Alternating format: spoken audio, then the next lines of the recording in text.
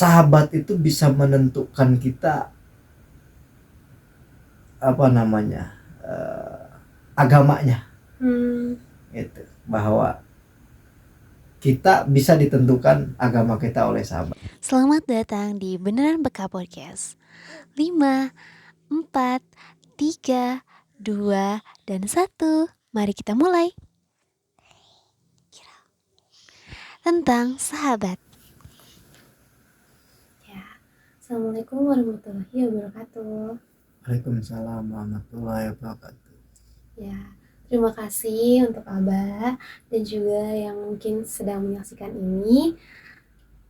Kalau ada Abah, tentu kita selalu ada obrolan. Nah, untuk kali ini kita akan ngobrolin temanya itu tentang sahabat sejati. Nah, ketika berbicara sahabat, itu apa sih yang harus kita fokuskan? Apakah definisinya, ataukah efeknya, ataukah perilaku kitanya, perilaku manusianya, atau bagaimana? Menurut Abah.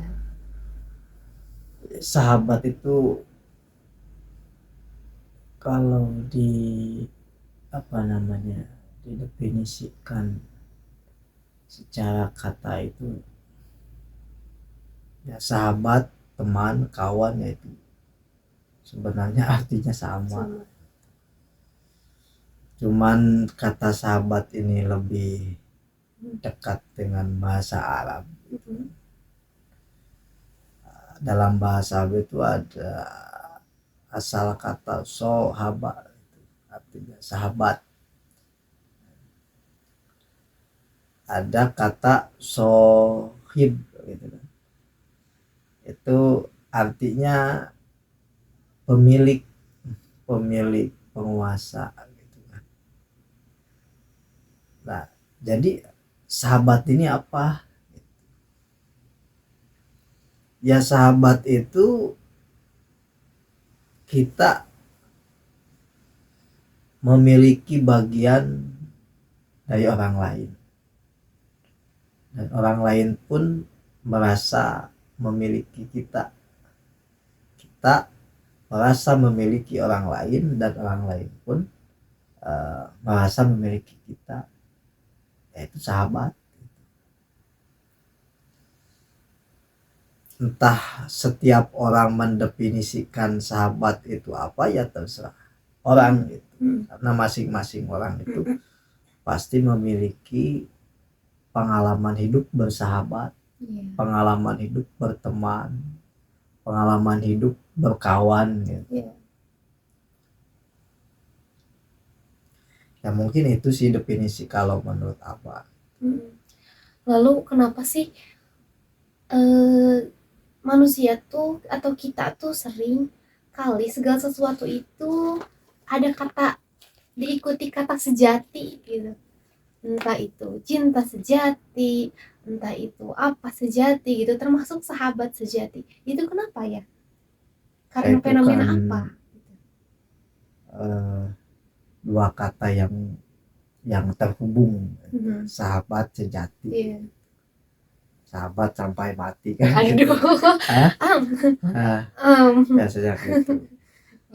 Nah, sahabat sejati itu kalau menurut Abah sahabat yang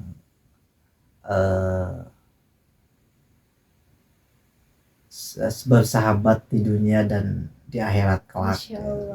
Sahabat sejati. Jadi bukan hanya bersahabat di dunia saja, bukan hanya bersahabat atas dasar kepentingan gitu kan, atau apalah gitu. Jadi sahabat sejati itu sahabat yang bisa menyampaikan kita kepada Tuhan gitu, bisa bersama-sama kembali bersama kita di akhirat kelak. Bukan hanya bersama-sama di dunia, tetapi bisa bersama-sama di akhirat gitu. Dan dalam persahabatan kita itu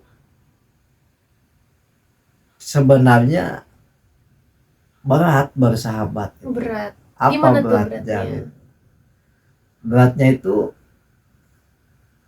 kita bukan hanya sekedar berkumpul, kita bukan hanya sekedar bergaul dan memiliki sahabat, bukan. Tapi kita harus bisa mengarahkan sahabat kita ini kepada Tuhannya. Itu. Lalu ketika sahabat kita ini dipandang tidak baik oleh orang secara hukum sosial, itu pun harus bisa memberikan nasihat-nasihat agar dia baik gitu. Jadi nggak bisa bahwa bersahabat itu berkumpulan saja, itu nggak bisa. Tapi kita saling mengingatkan, saling memberikan pemahaman dia yang belum paham, kemudian kita tidak paham lalu dia memberikan pemahaman, ya banyaklah salingnya gitu, sahabat itu gitu. Jadi enggak sebatas perkumpulan, tapi ada beban secara moralitas yang harus kita lakukan dalam persahabatan. Baik beban secara pendidikan, ilmu pengetahuan, pembimbingan gitu kan, pembinaan gitu. Wah banyak lah, sama seperti halnya dalam berkeluarga. Apa tanggung jawab kita terhadap istri dan anak, apa tanggung jawab kita terhadap orang tua, apa tanggung jawab kita terhadap guru. Sama dalam persahabatan pun ada pertanggungjawaban persahabatan. Bahwa sahabat itu bisa menentukan kita agamanya. Gitu. Bahwa kita bisa ditentukan agama kita oleh sahabat kita, dan sahabat kita pun bisa ditentukan agamanya oleh kita. Oke. Bicara agama, Ibu pengen Aba menceritakan tentang betapa indahnya ketika Aba mempunyai sahabat-sahabat yang notabene-nya itu sepesantren gitu, atau tadinya memang di pesantren yang sama atau sama-sama background santri. Itu gimana sih persahabatan yang membedakan dengan yang bukan gitu? Indahnya gimana? Ya, indahnya persahabatan dengan dengan orang-orang yang pernah satu pondok itu ada perbedaan dengan bersahabat dengan orang yang enggak satu pondok atau enggak mondok sama sekali. Jadi pesantren itu memberikan doktrin terhadap manusia itu apa sih yang enggak ada di dalam ilmu pesantren itu. Kalau menurut Aba itu pesantren mengajarkan ilmu tentang kehidupan. Salah satunya ilmu tentang persahabatan. Jadi ketika kita sudah menjadi mukimin, sudah kembali dari pesantren ke rumah itu, ketika bertemu dengan orang yang dulu pernah satu pondok, meskipun dia enggak pernah dekat di pondoknya, ataupun dengan orang yang pernah dekat dengan kita di waktu pondok gitu. Ketika kita bertemu bertahun-tahun lamanya dengan orang tersebut itu perasaan kita itu seperti saudara-saudara, seperti saudara. Padahal kita dipertemukan di pondok pesantren. Akan tetapi ketika kita sudah kembali kepada kampung halaman kita masing-masing, lalu dipertemukan di mana saja, itu akan beda rasanya. Seolah-olah kita itu ikhlas di dalam persahabatan. Seolah-olah kita tidak pernah ada problem dengan orang, dan bersahabat dengan orang-orang yang pernah satu pondok itu sama sekali nggak ada kepentingan apapun. Kita ikhlas dalam bersahabat. Sama hanya dengan sahabat yang satu satu pemikiran, satu rasa, atau bisa dikatakan satu ideologi lah. Ketika kita dengan orang yang satu ideologi dipertemukan dimanapun, kan kita akan seperti saudara, akan seperti seperti saudara gitu. Jadi ngeblendnya bukan lagi diada-adakan, tapi langsung aja gitu, setelah senatural mungkin ya. Jadi mau kita guyon, mau kita canda. Nah itu tuh Abah bisa ini nggak, kan kalau sekarang nih zaman jokes anak muda, zaman ada juga misalkan jokes bapak-bapak dan segala macam. Nah ibu tuh suka lihat Abah ketawa-ketawa gitu, apalagi kalau misalkan dengan jokes anak santri itu. Boleh gak Abah mungkin yang masih ingat atau yang paling berkesan di dalam hidup Abah jokes santri itu gimana contohnya? Ya sebenarnya apa ya, kalau jok-jok kata-kata itu kan tergantung interaksi dengan orang gitu kan. Jadi ketika Abah berkumpul dengan sahabat Abah itu kan, berarti ada wacana yang dibicarakan. Entah wacana tentang hajana keilmuan, entah wacana tentang hajana guyonan gitu, tentang apapun, tentang politik, tentang ekonomi, tentang sosial gitu kan. Itu akan menjadi sebuah wacana pembincangan, obrolan di dalam pertemuan itu. Gitu. Jadi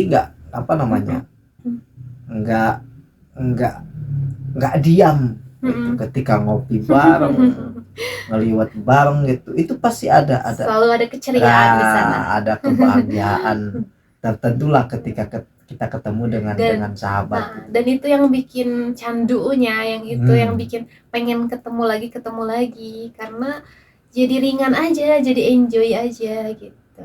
Jadi ketika kita memiliki sahabat itu enaknya begini, ketika kita contoh saja misalkan ngeliwat istilah masak gitu kan, masak dikerjakan bareng-bareng gitu kan, lalu dimakan bareng-bareng gitu kan, ya mengumpulkan bahan-bahan bareng-bareng gitu. Jadi nggak saling mengandalkan gitu.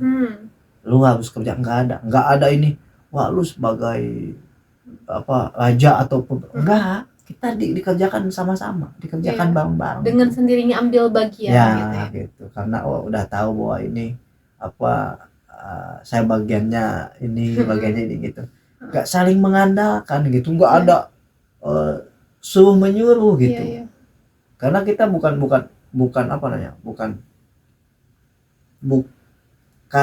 otoritas, nggak otoriter gitu kan. Kita nggak otoriter gitu. Meskipun kita bisa melakukan otoriter, tapi kita memiliki rasa harus saling menghormati, harus saling memuliakan gitu. Apa yang harus kita hormati dan muliakan? Karena masing-masing orang, masing-masing sahabat yang ada di lingkungan kita itu pasti memiliki ilmu, kan? Memiliki pemahaman. Nah disitulah kita harus menghormati keilmuannya, pemahamannya, pola pikirnya, gitu. Kemudian kemanusiaannya kita hormati. Nggak harus otoriter atau enggak. Ya kita lakukan ya biasa saja gitu. Kan katanya kalau Rasulullah itu ketika bercanda itu gak pernah bohong gitu ya. Nah, apakah santri juga kayak gitu? Jokes-jokes santri juga celetak-celetuknya nggak lepas dari ilmu gitu? Apa ada yang mancing? Gimana menurut Abah Ya, kebanyakan? kenapa Abah itu dalam dalam ruang lingkup perkumpulan itu lepas Mm-mm. gitu? Ya karena ketika Abah bersama sahabat Abah itu, wah, lepas, Hmm, ya karena ikhlas, karena ikhlas. ikhlas bahwa Abah ikhlas bersahabat dengan dia, dan dia pun ikhlas bersahabat dengan Abah.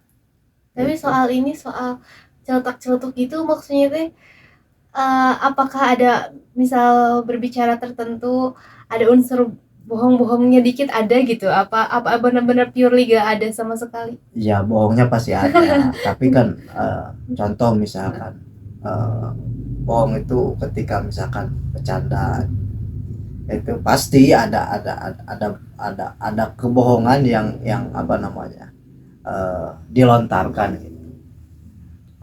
Ketika misalkan Abah dengan si A, wah, si A ini apa namanya, kelakuannya begini kan gitu.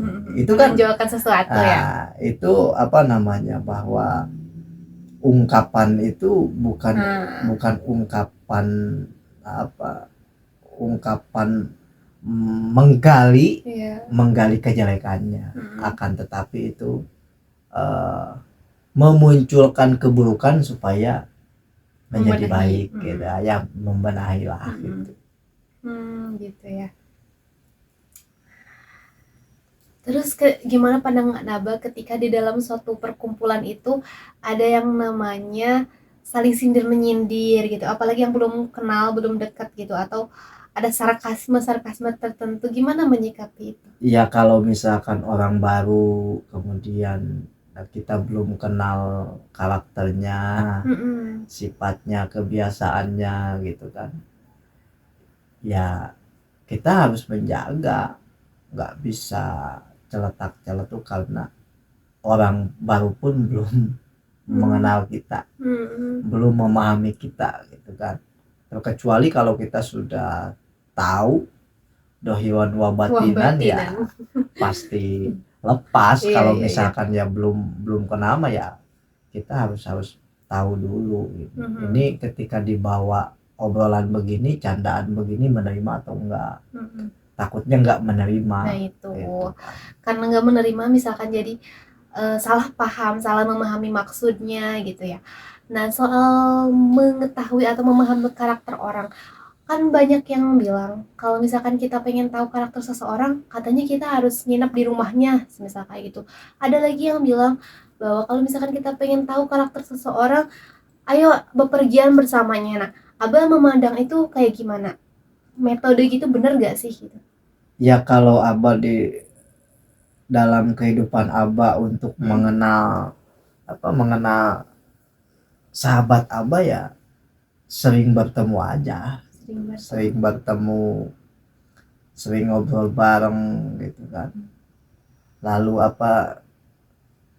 nanti ketika sering bertemu akan ada apa namanya, sharing problemnya, kemudian sharing keadaannya, situasi dan kondisinya gitu.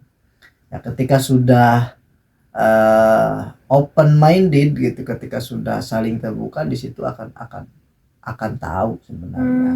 Ketika belum terbuka, ya kita nggak bakal tahu. Iya, oke. Nah, kita kan berusaha sebisa mungkin untuk bisa saling mengenal gitu ya, apalagi sama sahabat pasti dengan sendirinya akan tahu gitu, karakter ini seperti ini, karakter itu seperti itu gitu. Nah, gimana kalau misalkan dengan orang yang dia tuh nggak punya pemahaman atau di dalam mindsetnya belum ada kepentingan untuk memahami karakter orang gitu. Bentrokan apa yang akan terjadi dengan manusia lainnya karena dia belum tahu karakter? Ya ketika kita misalkan belum mengetahui seseorang dengan betul-betul, ya kita pelajari aja dulu. Kita pelajari orang tersebut. Hmm. Meskipun orang tersebut tidak mempelajari kita, tapi kita harus mempelajari. Kalau kita nggak mempelajari orang dalam kehidupan orang tersebut, kita nggak bakal tahu. Pentingnya kita hidup agar bersahabat yang baik, kita perlu mempelajari orang, perlu memahami orang, perlu mengetahui orang, agar kita ini dalam berbicara, dalam berperilaku itu bisa diterima. Kalau misalkan kita nggak mempelajari, nggak memahami, kita sulit untuk diterima.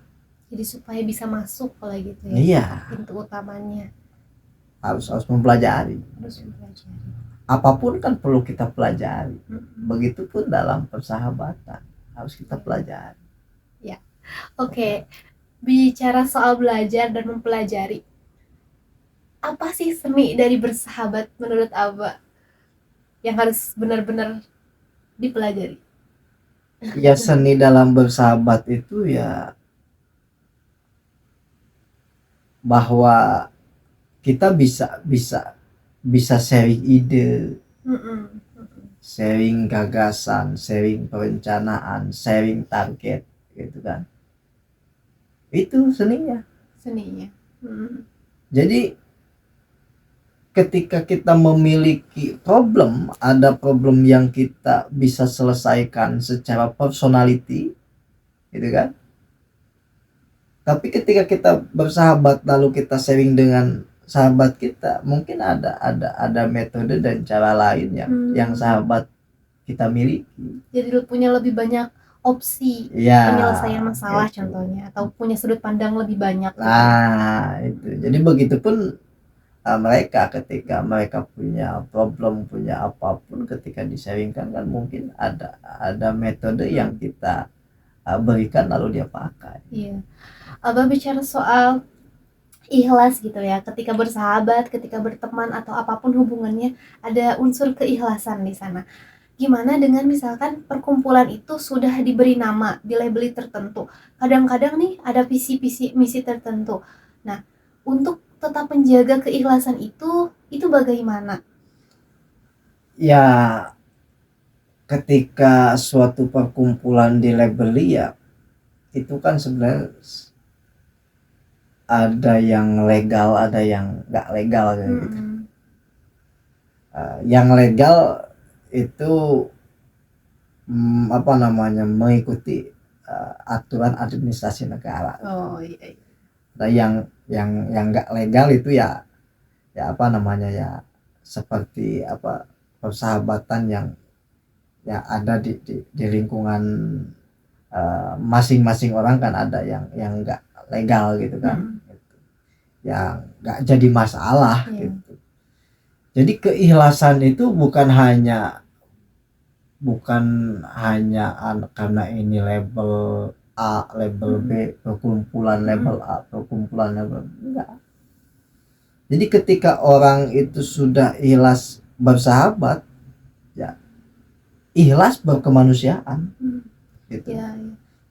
Bahwa dia memandang manusia mulia, dan dia akan memuliakan semua manusia. Itu. Ketika dia tidak dimuliakan oleh manusia, ya dia tidak jadi masalah. Karena dia sudah ikhlas di dalam kehidupannya bahwa manusia itu makhluk mulia, lalu dia memuliakan. Ya. Cuman lebih ini aja kali ya, kalau misalkan udah dilabeli dengan misalkan nantinya membawa gitu atau memperjuangkan satu visi misi tertentu gitu, jadi lebih kayak fokusnya lebih diarahkan aja gitu maksudnya. Jadi tadinya ya udah berkumpul random pembicaraan segala macam, ini lebih difokuskan ke situ gitu ya. Tapi soal keikhlasan kembali ke masing-masing berarti ya. Masing-masing orang. Ya.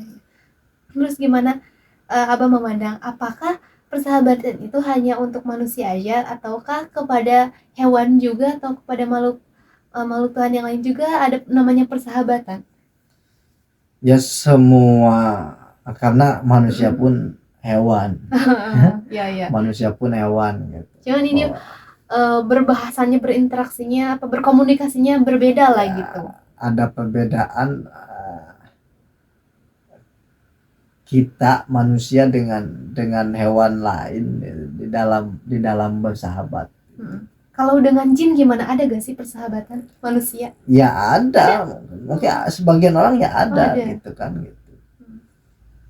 Kalau kita perbedaannya dengan hewan di dalam bersahabat gitu. Kita ini orang yang memiliki aturan dan harus taat terhadap aturan. Iya. Nah, kalau hewan lain gitu kan, ya persahabatan yang nggak beraturan, dan aturan apa yang harus dia taati kan dia nggak tahu. Kalau kita bersahabat ada aturan mainnya. Itu kenapa kita harus bersahabat gitu kan. Ini sebagai sebagai cikal bakal persatuan, jauhnya dari permusuhan, jauhnya dari peperangan gitu kan. Itu kan cikal bakal persahabatan yang harus dijaga. Itu kita menghindari tidak bersatu, kita menghindari permusuhan, kita menghindari dari perpecahan. Karena mau nggak mau itu jadi senjata untuk sebagian orang gitu ya, untuk diri kita.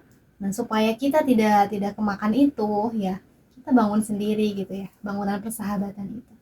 Ya kan manusia itu memiliki sifat dasar ingin berkuasa. Pasti setiap manusia itu punya dasar ingin berkuasa, gitu kan. Nah, ketika manusia ini punya dasar ingin berkuasa, tapi didasari dengan nafsu, ya pasti dia akan lupa kemanusiaannya. Aduh.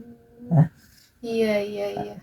Lupa. Ketika manusia ini lupa kemanusiaannya, maka akan muncul sifat-sifat serakah, sifat-sifat membunuh, karena lupa kemanusiaannya. Gitu. Kalau kita ingin mempertahankan kemanusiaan, maka kita akan menghormati manusia. Kenapa kita ingin menghormati manusia? Manusia yang lain sama diciptakan oleh Tuhan. Kita pun sama diciptakan oleh Tuhan. Sama-sama kan gitu. Yang menjadi perbedaannya apa? Gitu kan. Ketika manusia ini dipandang secara sosial mulia, gitu kan, berarti ada kelebihan, berarti ada keahlian, gitu kan. Nah, disitulah kita menghormati kemanusiaannya plus keahliannya, gitu kan, ada nilai plusnya. Ketika manusia ini tidak memiliki keahlian, maksudnya keahliannya nggak muncul, belum muncul, potensinya belum muncul, itu kan, kita hormati kemanusiaannya. Jadi jangan sampai kita terjebak bahwa si A ini punya keahlian, punya jabatan, punya kedudukan, punya kekayaan, lalu kita hormati. Sedangkan si B ini nggak punya jabatan, nggak punya keahliannya belum muncul, hartanya juga nggak banyak, lalu kita nggak menghormati. Itu pemikiran yang salah. Kenapa pemikiran yang salah? Berarti kita menghormati manusia dengan syarat Aduh. karena kan gitu. Mm-mm. Ya itu berarti nggak ikhlas kita di dalam mengenal manusia, dan ada kesalahan di dalam diri kita untuk menghormati manusia, untuk memuliakan manusia. Ya meskipun itu terjadi di realitas sosial Iya. gitu. Tapi kita Jangan jadi bagian. jangan mengikuti alur ajaran yang seperti itu. Gitu. Yang walaupun katanya banyak yang melakukannya jadi seakan-akan itu sesuatu yang benar, nah kita tetap menentang itu sesuatu yang salah dan kita melakukan dari kebalikannya itu gitu ya, jika kita tahu memang yang kita lakukan benar. Nah, Abah gimana sih ketika bersahabat itu kita suka melihat bukan kadang, memang apakah ketika orang tuanya punya sahabat gitu, nah anaknya tuh dikenalkan dengan orang tuanya, nah anaknya, keluarganya itu jadi sama-sama bersahabat gitu. Nah, apakah itu memang sejak dulu ada ataukah ada yang mencetuskan gitu? Ya memang itu dari dulu. Ketika misalkan kita punya anak, lalu anak kita dikenalkan dengan sahabat kita, dengan anak-anaknya, dengan keluarganya, itu kan bagus. Itu silaturahim jangka panjang. Oh iya. Gitu. Memang harus begitu. Kenapa harus begitu? Jadi kita enggak pernah mematikan persahabatan. Iya. Gitu. Kalau misalkan kita bersahabat dengan si A, lalu anak kita enggak diperkenalkan dengan keluarganya, dengan keluarga besarnya, ya pasti mematikan persahabatan itu sendiri. Jadi memulai baru lagi gitu ya, relasinya ya dia orang tuanya gitu ya, dan itu ya kurang baik lah gitu maksudnya. Ya bisa dikatakan kurang baik, ya bisa.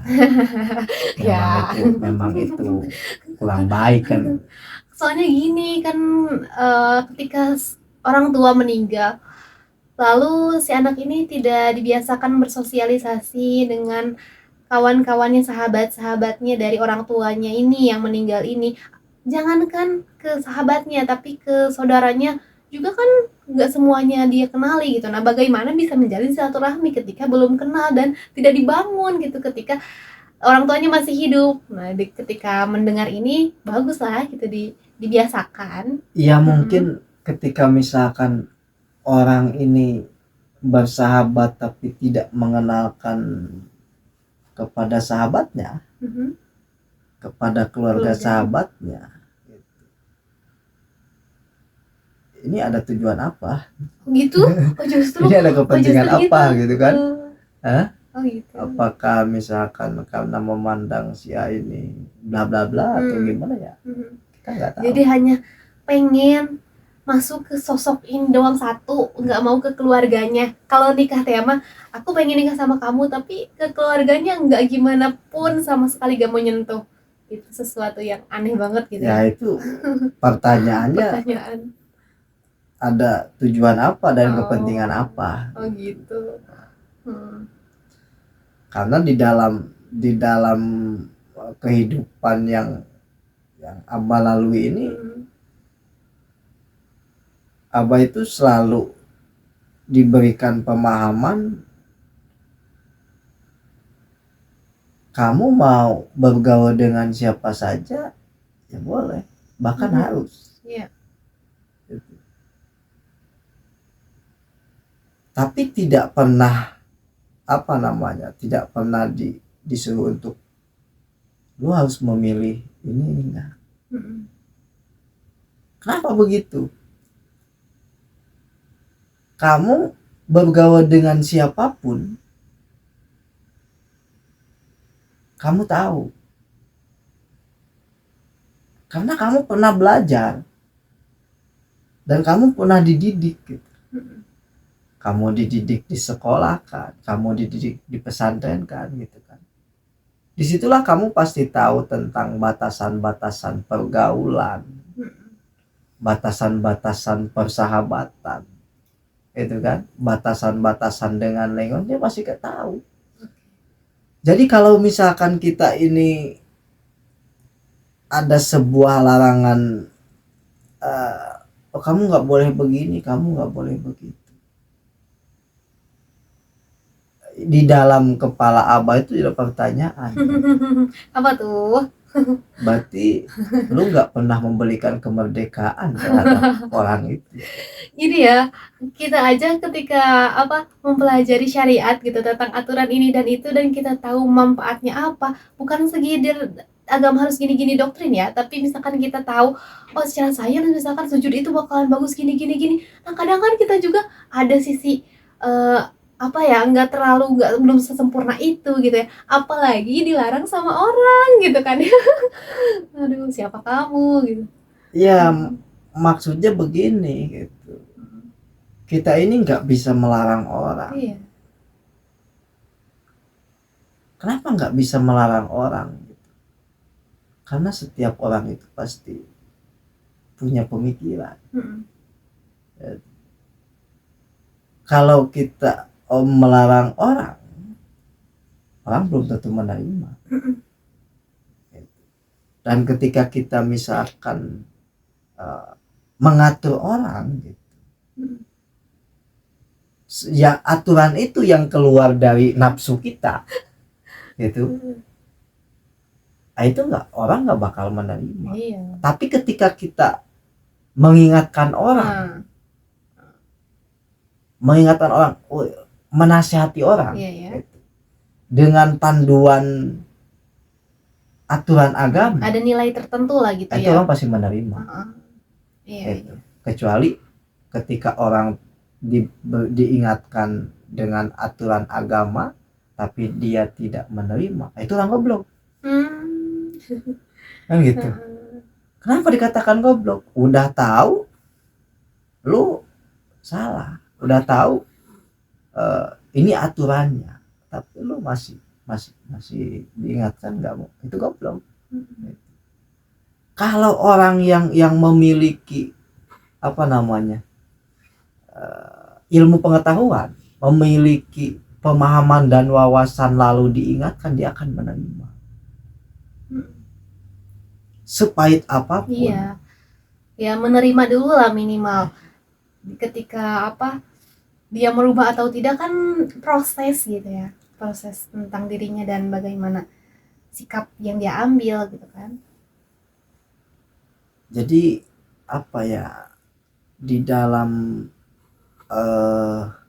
persahabatan ini, yang namanya sahabat ketika diingatkan, dia akan menerima.